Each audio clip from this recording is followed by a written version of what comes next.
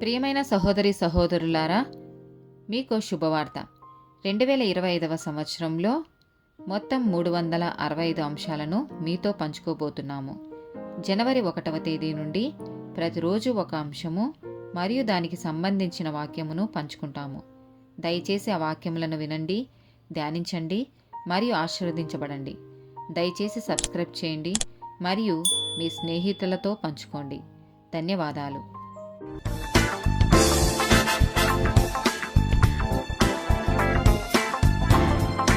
43rd day topic లంచం. సామెతల గ్రంథము 22వ అధ్యాయము 1వ వచనం. గొప్ప ఐశ్వర్యము కంటే మంచి పేరును, వెండి బంగారముల కంటే దయయు కోరదగినవి.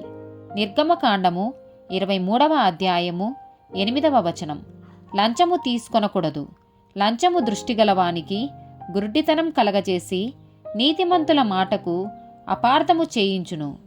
ద్వితీయోపదేశకాండము 10వ అధ్యాయము 17వ వచనం. ఏలయనగా నీ దేవుడైన యెహోవా పరమదేవుడును పరమ ప్రభువునై ఉన్నాడు.